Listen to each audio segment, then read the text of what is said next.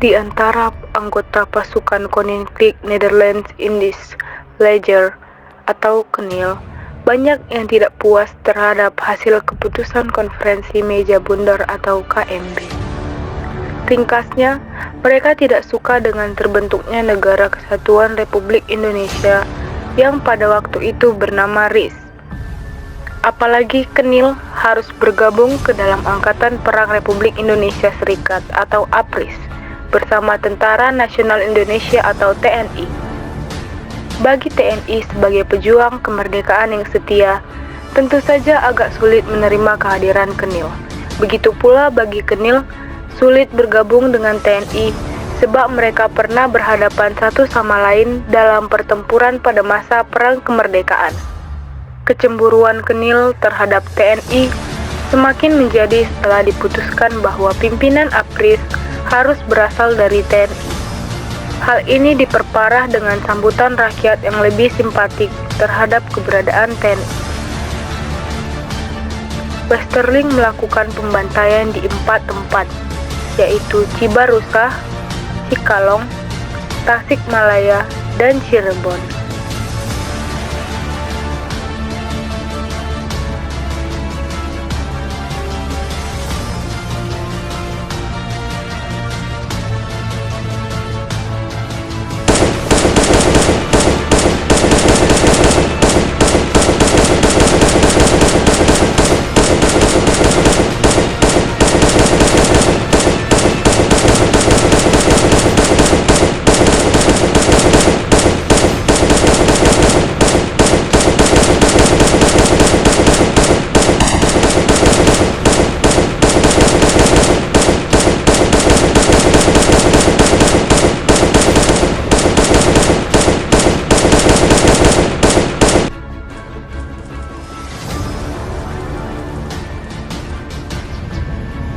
Belanda, hidup KNIL.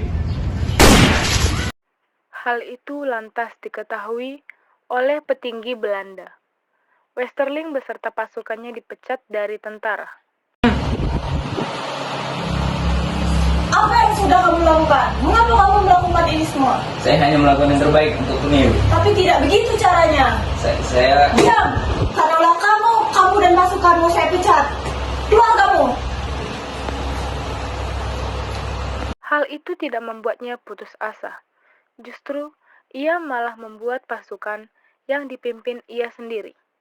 Ia menarik orang-orang bekas pasukan Belanda dan merekrut rakyat Indonesia.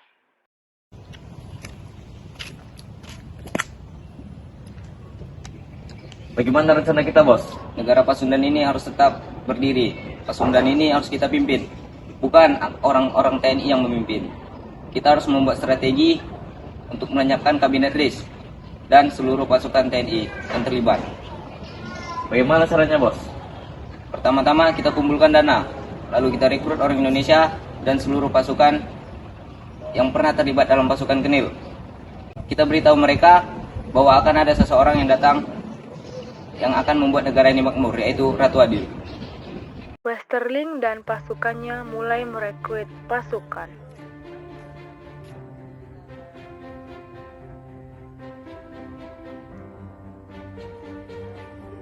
Dalam waktu singkat, Westerling bisa mengumpulkan dana dan sebanyak 8.000 pasukan ia berhasil rekrut.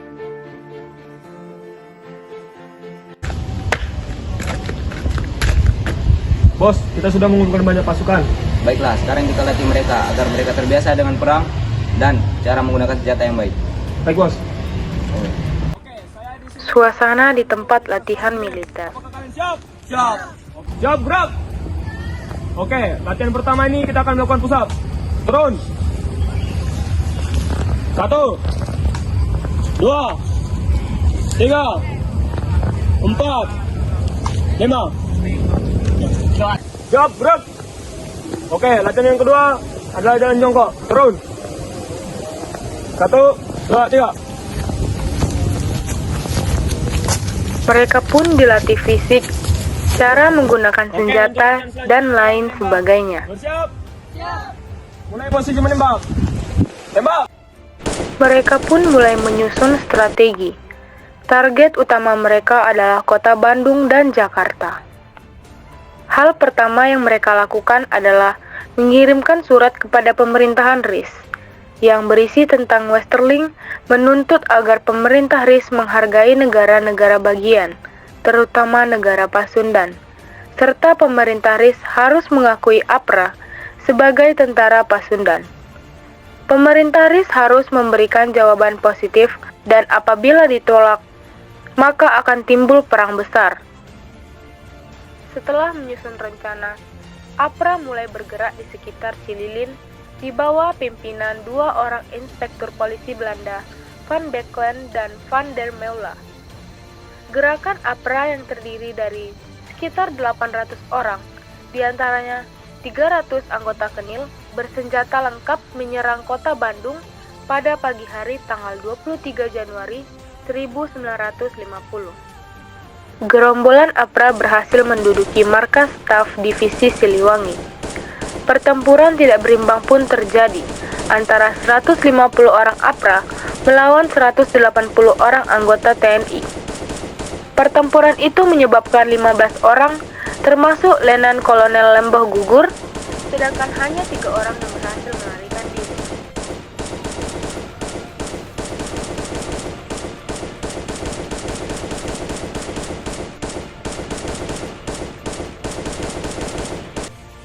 Pemerintah RIS yang mengetahui hal tersebut lantas mengirimkan bantuan ke kota Bandung.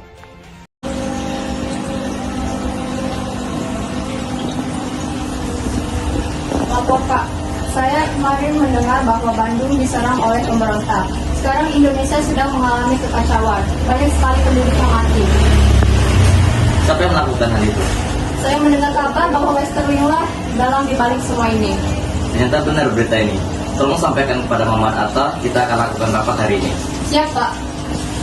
Di meja rapat, Insinyur Soekarno, Muhammad Hatta, dan kandidat RIS lainnya, disertai Mayor Jenderal Engels. Kita tidak boleh berdiam diri saja. Ini sudah keterlaluan. Ya, betul. Kita harus cepat mendesak agar pasukan Westerling menyerah. Baiklah, malam ini kita mengirim pasukan untuk membantu kota Bandung.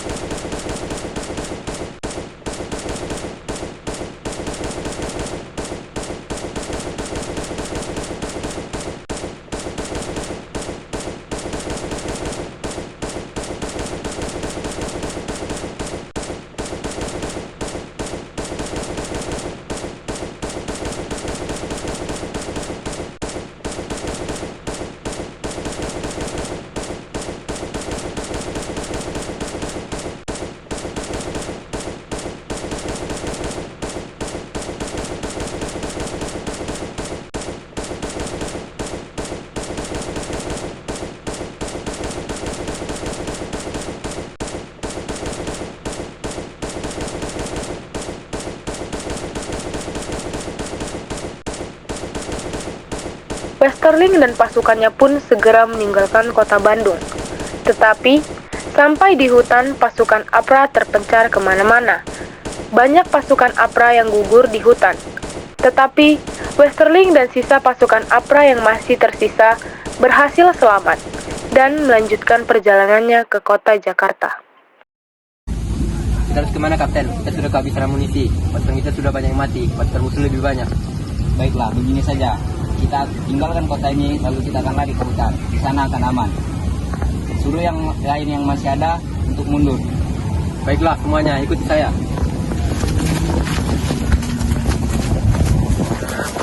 Westerling dan pasukannya mampir ke kediaman Sultan Hamid II. Di sana, mereka mengadakan kerjasama. Ada apa ini? Kami bermaksud datang sini untuk melakukan kerjasama bersama Anda. Bila kita menang, maka Anda akan kami angkat sebagai Menteri Pertahanan. Memangnya apa itu? Saya sudah muak dengan pemerintahan RIS. Saya ingin melakukan penculikan terhadap Menteri RIS dan melakukan penyerangan terhadap gedung RIS. Saya juga sama, saya ingin membalas dendam dengan RIS karena memecat saya begitu saja.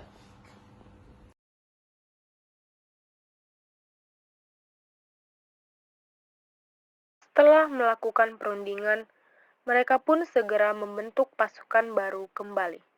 Tetapi, karena kecekatan para APRIS, mereka mudah diketahui dan aksi kejar-kejaran pun terjadi antara pasukan APRA dan APRIS. Dan perang pun terjadi. Hamid yang waktu itu berhasil tertangkap, tetapi Westerling melarikan diri, dan Westerling yang melihat indikasi kegagalan rencananya, memilih melarikan diri dengan pesawat Catalina Angkatan Laut Belanda ke Singapura pada 22 Februari 1950. Di Singapura, tetapi Westerling justru ditahan polisi setempat dengan tuduhan telah memasuki wilayah itu tanpa izin.